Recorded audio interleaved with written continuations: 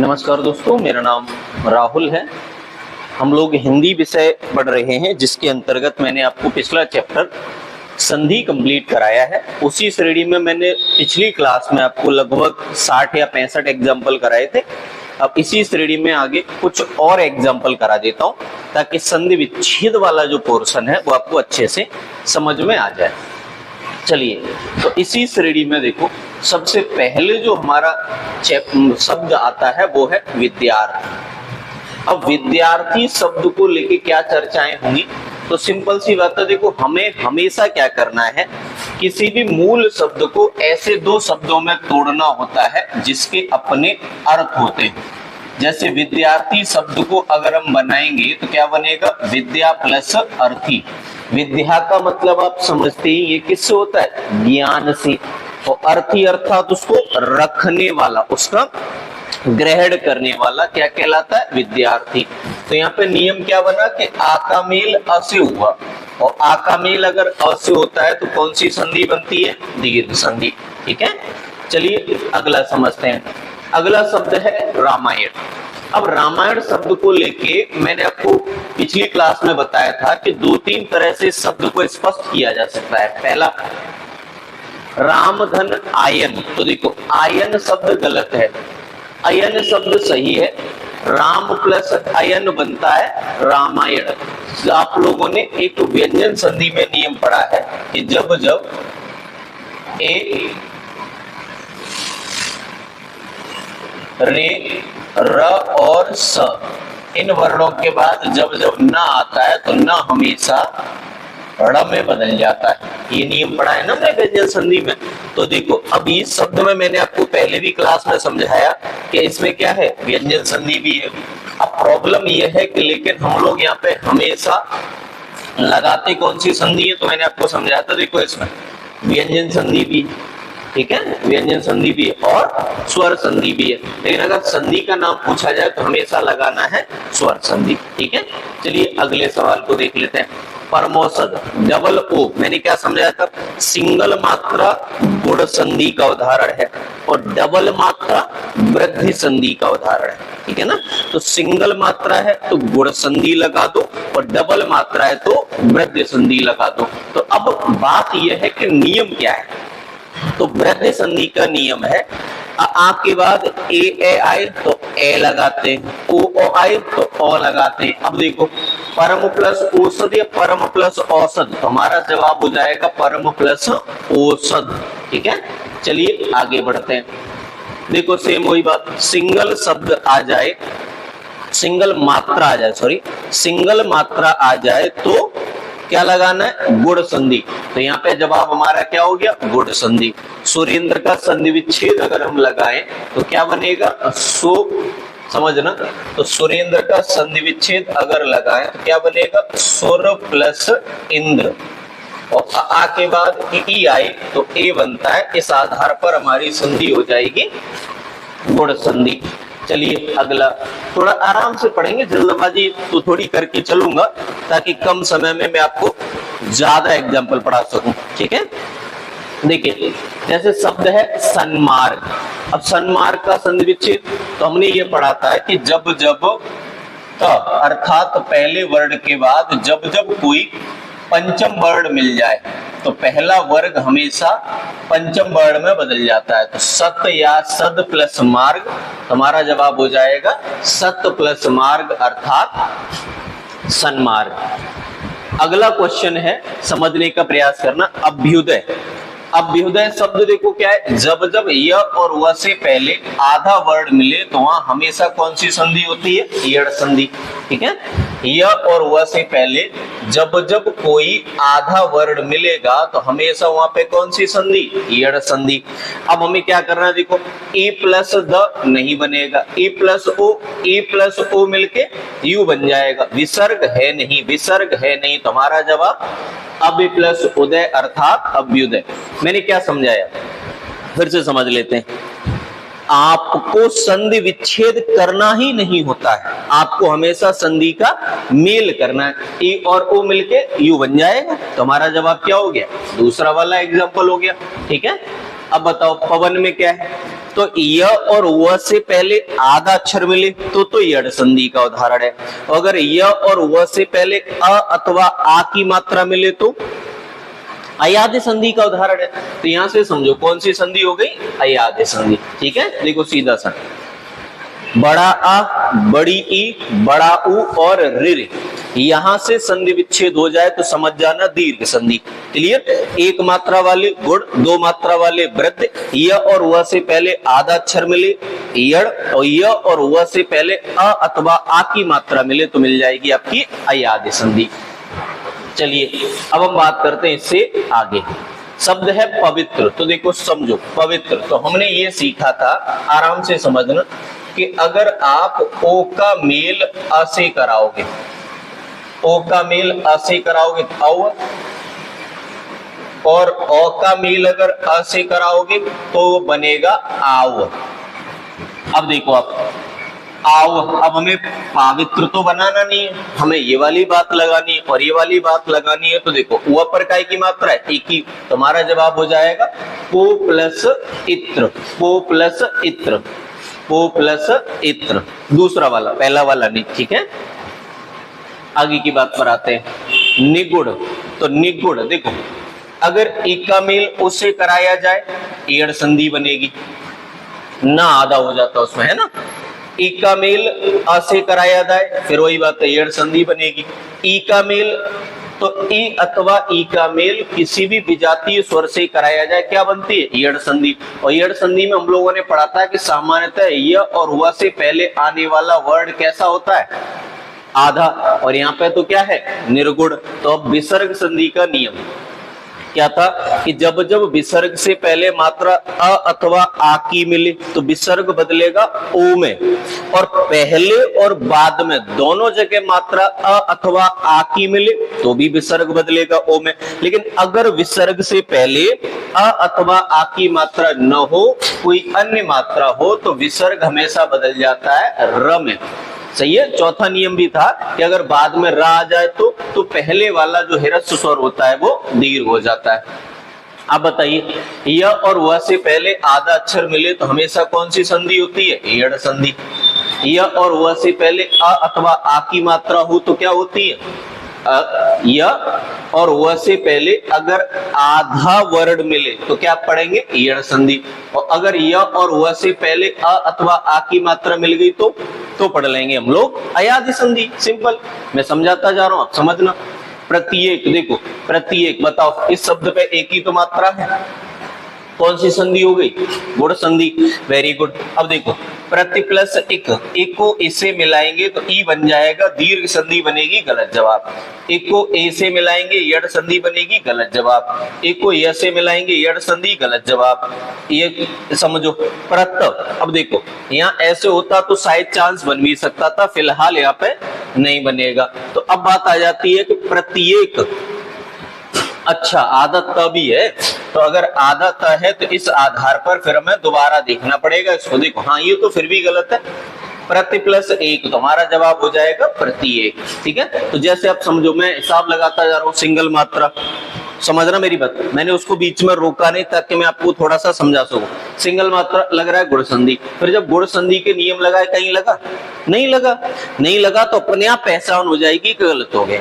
कहाँ गलत हो गया, गुण संधि में। ठीक है, गलत नहीं पढ़ा रहा था, बता रहा था कि किस तरह से चीजों को समझना है। आगे मेरी बात को आराम से समझने का प्रयास कीजिए। देखिए आगे,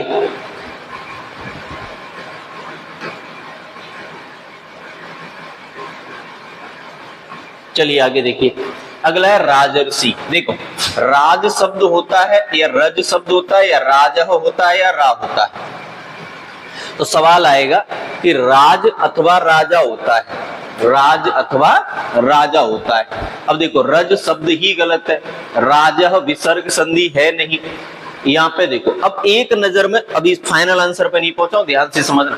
अब एक नजर में हम देखते हैं तो क्या हो गया। तो देखो पहले नियम समझ लो। नियम ये है, गुण संधि के अंतर्गत हम लोग पढ़ते हैं कि जब अ अथवा आ का मेल रे से करा दिया जाए तो रिजल्ट में हमेशा अ र बनता है। ये हम लोगों ने कहा पढ़ा, गुण संधि के अंतर्गत।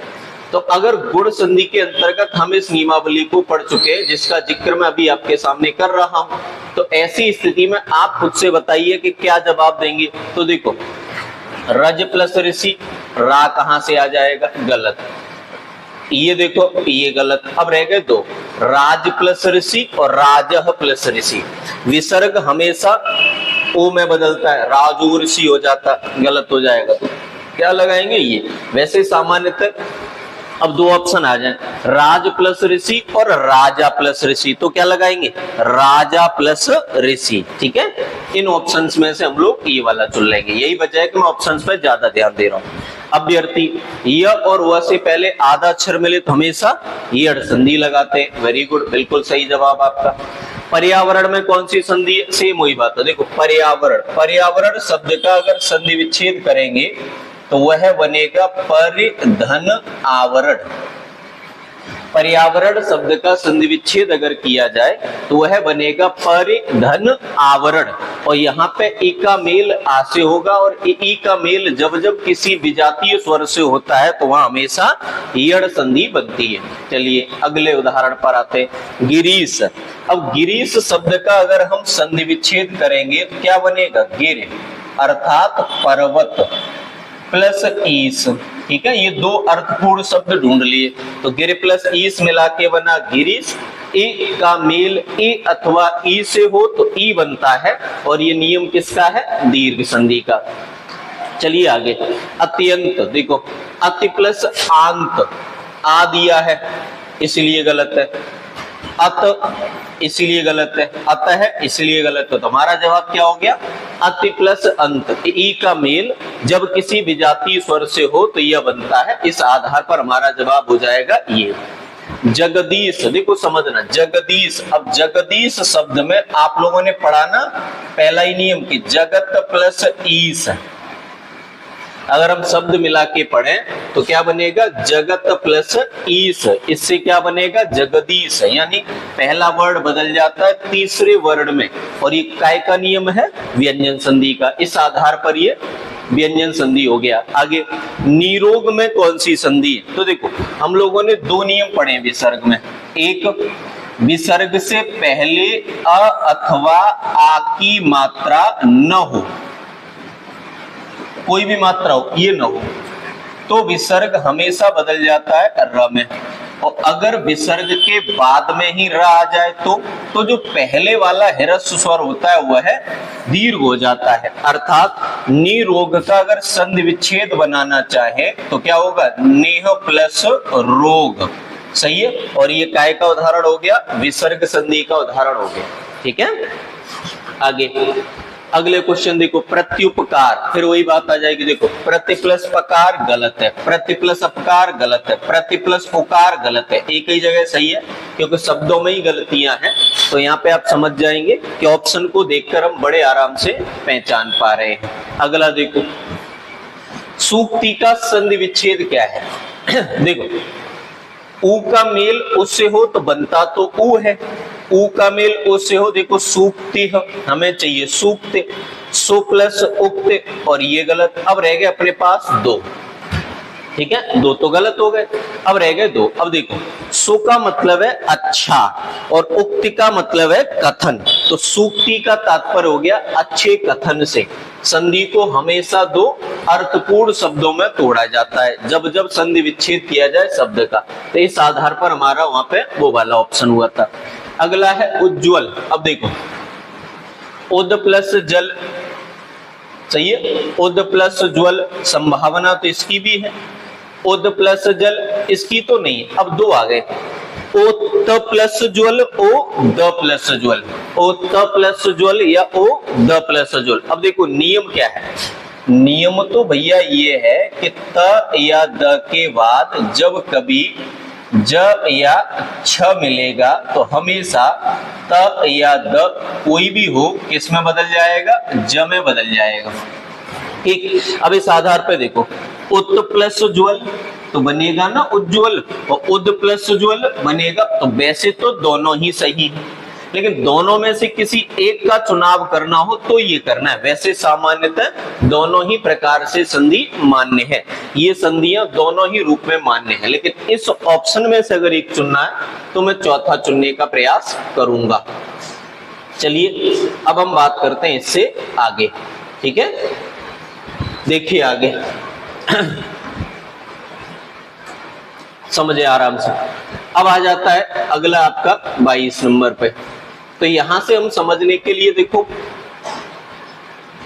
लिखा है त्रसड़ा किस संधि का उदाहरण है। बताओ त्रसड़ा, तो त्रसड़ा किस संधि का उदाहरण है। तो हमें पता है कि त्रसड़ा शब्द बनाने के लिए देखो क्या बना हुआ है, रे और उसके बाद क्या आ रहा है, सब। अब त्रसड़ा शब्द में तरस है ना। अब स क्या होता है कि हम लोगों ने स पढ़ा है सीधा सीधा कि जब जब आराम से जमाना ए अथवा ऊ की मात्रा हो उसके बाद सड़क वाला स आ जाए तो ये बन जाता है, षटकोण वाला स बन जाता है, लेकिन यहाँ तो वो भी नहीं है। तो अब क्या बनाएंगे, तो अब हम यहाँ पे बनाएंगे कि जब दो शब्दों को मिलाया जा रहा है, स्वर का कोई मेल है नहीं, तो ऐसी स्थिति में क्या करेंगे, व्यंजन संधि, क्योंकि जो सामान्य नियम है वो नहीं स्पष्ट हो पाएगा। अगला सदाचार, बताओ आप क्या होगा, सदाचार। तो सदाचार में हम लोग क्या बनाएंगे, सत प्लस आचार। सत या सद दोनों तरह से बना सकते हैं, लेकिन दोनों के कंफ्यूजन में हमेशा क्या होगा, सत प्लस आचार, इस आधार पर बनेगा सदाचार। अगला देखो तिरस्कार। अब देखो तिरस्कार सीधा सीधा तो संधि कभी होती नहीं है ना, ये भी नहीं हो सकता, ये भी नहीं हो सकता। 13 प्लस कार, मैंने क्या समझाया था, विसर्ग के बाद आमतौर पर, हमेशा नहीं, क्योंकि अपवादों वाली स्थिति में आ जा रहा है, ठीक है, हमेशा नहीं। तो आमतौर पर हम लोगों ने पढ़ा था कि विसर्ग के बाद अगर च या छ हो तो विसर्ग बदल जाएगा स में, विसर्ग के बाद अगर ट या ठ हो तो विसर्ग बदल जाएगा षटकोण वाले स में, विसर्ग के बाद त या थ हो तो विसर्ग बदल जाएगा स में, और विसर्ग के बाद अगर क ख प या फ हो तो विसर्ग बदल जाएगा षटकोण वाले स में। लेकिन वही बात है कि ये कैटेगरी कहीं भी फिल नहीं होती, ये अपवाद वाली स्थिति में आता है, क्योंकि नियम के मुताबिक यहाँ पे षटकोण वाला स बनना चाहिए, इसीलिए हमने इसको अपवाद वाली लिस्ट में पढ़ा है। आगे देखो व्युत्पत्ति। देखो य से पहले आधा अक्षर है तो ई अथवा ई की मात्रा होनी चाहिए जो तीनों जगह है, ठीक। अब देखो अगर ई का मेल इसे कराएंगे तो आमतौर पर जब किसी शब्द का ह्रस्व स्वर भी प्रचलन में हो और दीर्घ स्वर भी प्रचलन में हो तो हमेशा ह्रस्व स्वर को महत्व देना है।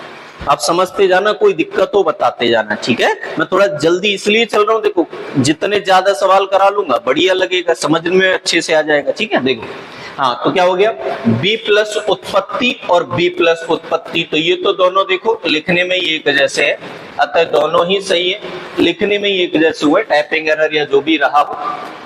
आगे देखिए अच्छौहिड़ी का संधि विच्छेद क्या है, आराम से मेरी बात को समझना है। शब्द क्या है, अच्छौहिड़ी, इसका संधि विच्छेद बताइए। तो हमने डायरेक्ट ये पढ़ा हुआ, देखो अच्छ प्लस होनी की तो बनेगा ही कैसे। अब आ जाओ यहाँ पे अच्छ प्लस ऊहिनी, न अच्छ प्लस ऊहिनी, तो अच्छ प्लस ऊहिनी से बनेगा अच्छौहिड़ी, ठीक है। और ये देखो वैसे तो बनना चाहिए अच्छोहिड़ी, लेकिन ये अच्छौहिड़ी बनेगा वही अपवाद वाली लिस्ट में, ठीक है। तो अच्छ प्लस ऊहिनी बन जाता है अच्छौहिड़ी। अगर देखो नवोड़ा, तो नव प्लस ओड़ा, अगर ओ आएगा तो डबल मात्रा आती, वृद्धि संधि का नियम। ओड़ा आता नव, ठीक है, तो नवोड़ा, नव यानी नया, ऊड़ा यानी दुल्हन, राजस्थान में नई दुल्हन को कहा जाता है नवोड़ा। तो यहां से बन गया नव प्लस ऊड़ा अर्थात नवोड़ा, संधि हो गई हमारी गुण संधि। आगे यथेष्ट, देखो यथो ओ का मेल कराएंगे अयादि संधि बनेगी, ओ का मेल कराएंगे यड़ संधि बनेगी। अब रह गई है यथा प्लस इष्ट और यथा प्लस इष्ट, अगर ये मिलाएंगे तो यहाँ डबल मात्रा आ जाएगी वृद्धि संधि, तो केवल क्या बचा यथा प्लस इष्ट अर्थात यथेष्ट। संधि कौन सी हो गई, गुण संधि। चलिए आगे की बात करते हैं। एक एक में कौन सी संधि है, क्या समझाया था मैंने, सिंगल मात्रा गुण संधि और डबल मात्रा वृद्धि संधि। य और व से पहले आधा अक्षर यड़ संधि, य और व से पहले अ अथवा आ की मात्रा अयादि संधि। ठीक है, चलिए अब जिक्र करते हैं हम लोग इससे आगे। किस शब्द में वृद्धि संधि है? देखो वृद्धि संधि यहाँ हो सकती है, बिल्कुल नहीं, यहाँ बिल्कुल नहीं, यहाँ बिल्कुल नहीं, यहाँ बिल्कुल। ठीक है, अब देखो सीधा सा इसमें इनको भी जिक्र करते चलते हैं ना, कौन से शब्द में कौन सी संधि है। जैसे ये क्या बनेगा, किम प्लस चित व्यंजन संधि, नेह प्लस रोग विसर्ग संधि, रमा प्लस ईश गुण संधि। तो हमारा जवाब क्या हो गया, सदा प्लस एब अर्थात सदैव, और उसमें हो गई आपकी वृद्धि संधि। संघार का संधि विच्छेद क्या है? तो देखो ये तो हो नहीं सकता, म अधूरा होना चाहिए क्योंकि म बदलेगा अनुस्वार में, सब गलत है। हमारा जवाब हो गया ये। म से जुड़े हुए आपने कितने नियम पढ़े थे, याद है? म के बाद क से भ तक कोई भी वर्ण हो, म पंचमाक्षर या अनुस्वार में बदलता है। म के बाद म आ जाए नहीं बदलता है। म के बाद अंतःस्थ या ऊष्म वर्ण आ जाए तो म हमेशा अनुस्वार अंग की बिंदी में बदलता है। तो ये वाला नियम यहाँ लगाओगे तो ये शब्द आपको प्राप्त हो जाएगा। चलिए अब हम बात करते हैं इससे आगे। देखो मेन चीज आप समझ लो, जब तक नियम याद नहीं होंगे तब तक मजेदार बातें समझ में नहीं आएंगी। ठीक है, इसलिए नियमों को जरूर याद करो। देखो निर्विवाद, निर्विवाद र हमेशा कहाँ बनता है, विसर्ग संधि में, कि जब जब विसर्ग से पहले अ अथवा आ की मात्रा न हो तो विसर्ग हमेशा र में बदल जाता है। तो इस आधार पर बन गया आपका ये।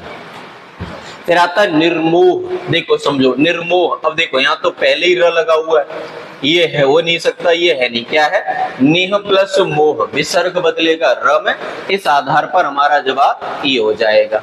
चलिए आगे बात करते हैं। षड यंत्र, तो देखो हम लोगों ने क्या पढ़ा था कि सामान्यतः पहला अक्षर हमेशा बदल जाता है तीसरे में। तो षट प्लस यंत्र ये तो हो नहीं सकता, ये हो नहीं सकता, और ये दोनों जगह सेम लिखा हुआ है, टाइपिंग मिस्टेक है, कुछ भी आप मान लीजिए, पहला तीसरा दोनों सेम लिखे हुए, अतः दोनों में से कोई भी एक हो जाएगा। अगला निसंतान, देखो क्या है, आराम से समझना। हम लोगों ने पढ़ा था कि अगर विसर्ग के बाद कभी स या स आ जाए तो इस कंडीशन में विसर्ग हमेशा संबंधित स या स में बदल जाता है। अर्थात निसंतान का अगर संधि विच्छेद किया जाए तो वह हो जाएगा नेह प्लस संतान, तो बनेगा निसंतान, अर्थात संधि हो गई विसर्ग संधि। ठीक है, चलिए अब हम जिक्र करते हैं इससे आगे।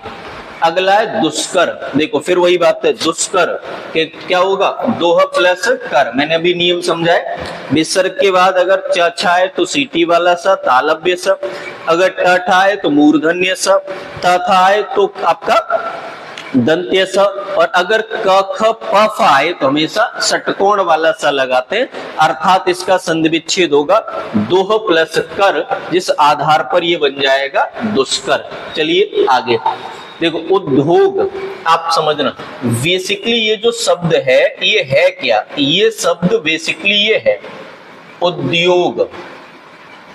हम पढ़ते रहते ना उद्योग, उद्योग ना उद्योग।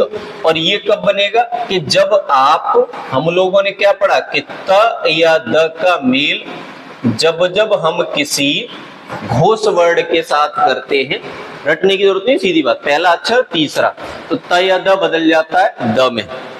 तो उद्योग ये शब्द है, इस आधार पर ये क्या बनेगा, व्यंजन संधि। व्यंजन संधि में पढ़ाया गया पहला नियम के पहला अक्षर बदल जाता है तीसरे अक्षर में। आगे व्यायाम, देखो य और व से पहले आधा अक्षर मिले तो हमेशा क्या लगाना है, यड़ संधि, और अ अथवा आ की मात्रा मिले तो अयादि संधि। अगला देखो इनमें से किस शब्द में यड़ संधि है, आराम से मेरी बात को समझना, इनमें से किस शब्द में यड़ संधि है। तो देखो यड़, यड़ कैसे पहचानोगे, संशय, सम प्लस सय व्यंजन संधि हो गई, सूर्य प्लस उदय गुण संधि हो गई। अति प्लस आचार क्या बनेगा? अत्याचार। य और व से पहले जब आधा वर्ण मिले तो समझ जाना हमेशा होती है ईयड़ संधि। चलिए अब जिक्र करते हैं आगे का।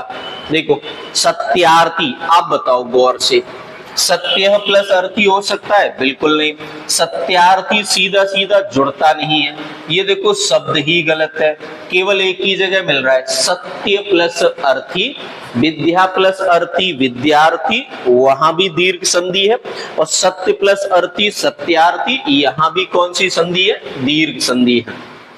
ठीक है, चलिए देखो फिर वही बात, बार बार मैं बोल रहा हूं, नियमावली याद नहीं करेंगे तो आपको डाटा परफेक्ट रूप से समझ में नहीं आएगा। सिंपल सी बात है। और आजकल की आदत हो गई है ना बच्चों की, बड़ी सामान्य है कि टीचर हंसी मजाक वाला होना चाहिए, पढ़ाई बोर हो जा रहा है। भाई साहब ऐसी कौन सी 18 घंटे पढ़ाई कर रहे हो जो बोर हो जा रहे हो? 18 साल की उम्र में अगर कोई बालक 8-10 घंटे पढ़ाई करने में बोर हो रहा है तो उसको ऐसे शिक्षक की जरूरत नहीं जो उसे हंसी मजाक से पढ़ा पाए। उसकी वास्तविक कमियां हैं जिनको उसे समझना चाहिए। सुधारिए, इन चक्करों में मत पड़िए कि मैं आपको फनी बनाऊं, 5 मिनट की कहानी को पढ़ाने में 25 मिनट लगाऊं। ये बेवकूफियां हैं। मेरा सिंपल फंडा, कम टाइम में ज्यादा डाटा पढ़ाना, स्पष्ट बातें पढ़ानी है। समझ में जहां ना आए बेहिचक पूछिए, लेकिन बातें स्पष्ट पढ़ेंगे। सीधी बात। देखो पितृपदेश, अब देखो समझो, तो पितृ कभी भी इन वर्ण का जिक्र करते ही नहीं है संधि में, सिंपल याद रखना। तो हमारा जवाब क्या हो जाएगा? पितृ प्लस उपदेश, पितृपदेश। बताओ कौन सी संधि हो गई? यड़ संधि हो गई। ई के बाद विजातीय स्वर य, उ के बाद विजातीय स्वर व, और रि के बाद विजातीय स्वर र बनता है। इस आधार पर यह जवाब होता है आपका पितृपदेश। चलिए अगले सवाल पर आते हैं। अखिलेश, मैंने क्या समझाया? देखो समझो, सीधा सीधा तो कभी संधियां जुड़ती नहीं है ना। अखिल प्लस एस अगर होता तो आ का मेल ए ऐसे कराते तो यार डबल मात्रा होती, ये नहीं हो सकता। सेम वही बात, ये नहीं हो सकता। अखिल प्लस ईस बनेगा, आ का मेल ई से कराया जाए तो गुण संधि बनती है। इस आधार पर मेरा जवाब 42 वाला होगा। पो प्लस अन, देखो दो शब्द है, एक तो आपके पास ये है पो प्लस अन, और एक शब्द यही कह दिया जाए इस तरह से पो प्लस अन। समझो, पो प्लस अन लिखोगे तो बनेगा पवन, और पो प्लस अन लिखोगे तो क्या बनेगा? पावन। ठीक है, अयाद संधि का नियम है, ओ का मेल अ से कराओ तो अव, और ओ का मेल अ से कराओ तो आव बनता है। इस आधार पर हमारा जवाब क्या होगा? पवन। पावन तब होता जब यहां मात्रा डबल होती। वेरी गुड, आगे बढ़ते हैं भैया। देखो वागदान, वागदान क्या हुआ? पहला अक्षर बदल जाता है तीसरे में, स्वर व्यंजन संधि का पहला नियम। वाक प्लस दान क्या बनेगा? वागदान। इस आधार पर ये वाला जवाब हो जाएगा। आगे विसर्ग संधि का उदाहरण बताइए। देखो सारंग विसर्ग संधि का लग रहा है? नहीं। तदर्थ हो सकता है, परोक्ष एक मात्रा वाला वर्ण है, गुण संधि। मनोरथ हो सकता है। देखो अब समझो, आराम से समझना। तदर्थ में अब देखो दो जगह ओ आ रहा है। अब संधि विच्छेद, परोक्ष में क्या करते हैं? विसर्ग संधि हो सकती है? नहीं। मनोरथ में मनः प्लस रथ, संधि विच्छेद काम आता है कहीं कहीं। मनः प्लस रथ क्या बन जाएगा? मनोरथ। आगे बताइए। अति प्लस इब, ई का मील किससे करा रहे हैं? ई से। ई का मेल इसे क्या बनेगा? ई। तो हमारा जवाब क्या हो जाएगा? अतीब। कौन सी संधि? दीर्घ संधि। आगे आत्मानंद, फिर वही बात है, आ का मेल करा रहे हैं आ से, और आ का मेल आ से कराएंगे तो क्या बनेगा? आत्मानंद। संधि बताओ? दीर्घ संधि। वेरी गुड, सजातीय वर्ण केवल दीर्घ संधि में ही मिलते हैं। श्री का मेल ई से कराएंगे तो क्या बनेगा? श्री। फिर वही बात है, दीर्घ संधि का उदाहरण है डायरेक्ट। ई का मेल ई से कराया जाए तो ई बनता है, ये उदाहरण है दीर्घ संधि का। अति प्लस अल्प। देखो ई का मेल जब जब किसी विजातीय स्वर से कराया जाए, अब यहाँ ई का मेल अ से कराया गया है, ई का मेल अ से कराया गया, क्या बना य, तो त कैसा हो जाएगा आधा, हमारा जवाब हो जाएगा अत्यल्प, ऑप्शन आ जाएगा पहला। देखो फिर वही बात है न्यून, फिर वही बात है कि ई का मेल उससे कराओगे तो बनेगा तो ये मात्रा आ जाएगी ओ की। अब ऊ है तो ऊ की, ठीक है, ओ है तो ऊ की, और यहाँ पर सॉरी यहाँ पे अगर ऊ हो तो मात्रा आएगी यू की। तो इस आधार पर हमारा ये बनेगा न्यून, क्योंकि पीछे बनने वाली मात्रा ऊ है, तो यह पर मात्रा वही आएगी जो हम लोग बाद वाले वर्ड के साथ संयुक्त कर रहे हैं। देखो सीधी सी बात, फिर वही बार बार जिक्र कर रहा हूं नियमावली, ठीक है। आगे देखो सत्य प्लस धर्म, तो क्या बनेगा सद्धर्म। सत्य प्लस धर्म, ये नहीं हो सकता, ये नहीं हो सकता, ये नहीं हो सकता, तुम्हारा जवाब ये। पहला अक्षर कौन से अक्षर में बदल जाता है तीसरे में, वेरी गुड, व्यंजन संधि का नियम है, इस आधार पर ये हो गया। सम प्लस कलन, देखो तो म से जुड़े हुए कितने नियम अपने पास, कई सारे, जैसे एक ये है कि म के बाद हलंत है यहाँ, ठीक है, म के बाद क से भ तक कोई भी वर्ण हो, म हमेशा या तो पंचमाक्षर, ठीक है, या अनुस्वार में बदलता है। तो अब इसको हम दो तरह से लिख सकते हैं, सम प्लस कलन। अब इसके दो रूप बनाए जा सकते हैं, एक तो देखो ये बनाया जा सकता है संकलन, अनुस्वार लगा सकते हैं, ठीक है, या ये लगा सकते हैं संकलन। अब अगर कभी दोनों ही विकल्पों में आ जाए, दोनों आ जाए ऑप्शन में, तो हमेशा ध्यान रखना ये वाला लगाना है। फिलहाल तो एक ही ऑप्शन में, तो जो ऑप्शन में है उसे ही लगाएंगे, ठीक है। चलिए अब हम बात करते हैं इससे आगे।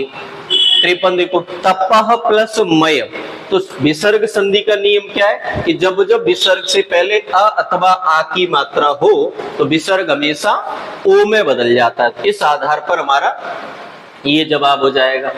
अतः प्लस एब, क्या नियम पढ़ा था आपने, विसर्ग से पहले अ हो, विसर्ग के बाद में भी अ से भिन्न कोई स्वर हो तो दोनों मिल जाते हैं, और मिलते इस प्रकार हैं कि उनको सामान्यतः संयुक्त करके लिख दिया जाता है, कोई विशेष अंतर पैदा नहीं होता। आप उदाहरण देख सकते हैं। छत्र प्लस छाया, बताओ नियम बताओ चलो, कि जब जब किसी स्वर के बाद छ आ जाए, दो बातें पढ़ी थी आपने, अभी दूसरी भी बताऊंगा। स्वर के बाद छ आ जाए तो हमेशा ये बनता है, पहली बात। दूसरी बात आप लोगों ने पढ़ी थी यहीं पे कि अगर कभी त या द के बाद में सा आ जाए तो ऐसी कंडीशन में भी हमारा जवाब हमेशा ये होता है, त या द के बाद सा आ जाए तो बने। अब ये वाली बात तो लागू है नहीं, यहाँ तो सीधा सीधा ये वाली बात लागू है। इस आधार पर हमारा जवाब हो जाएगा दूसरा विकल्प छत्र छाया। सत प्लस जन, पहला वर्ड बताओ काय में बदलता है तीसरे वर्ड में, तो सत प्लस जन मिला के क्या बनेगा सज्जन। आगे की बात देख लो। ऋक प्लस वेद, वही से पहला अक्षर बदलता है तीसरे में, और क अपने वर्ग का पहला अक्षर है तो किस में बदलेगा क ख ग में, अर्थात आंसर होगा ऋग्वेद। अगला ब्रह्मा प्लस ऋषि, हम लोगों ने क्या पढ़ा, हम लोगों ने नियम ये पढ़ा कि अगर कभी अ अथवा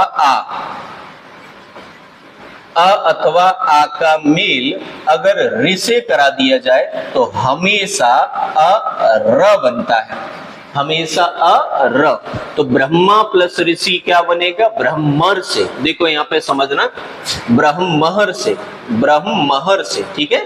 तो ये दोनों लिखने में गलत हो गए, यहाँ ये मात्रा नहीं होगी तो सही हो जाएगा, अदरवाइज तो सब गलत हो जाएंगे, ठीक है। बनता अ है, आ की मात्रा नहीं आती, अ की मात्रा आती है। बधू प्लस आगमन, देखो ऊ का मेल, ओ अथवा ऊ का मेल किसी विजातीय स्वर से करा दिया जाए, तो ओ अथवा ऊ का मेल किसी विजातीय स्वर से करा दिया जाए तो हमेशा वहां वह बनता है। तो वही बात है बधू प्लस आ, तो आ और ऊ मिलके तो हमारा जवाब हो जाएगा वधुहागमन, ठीक है।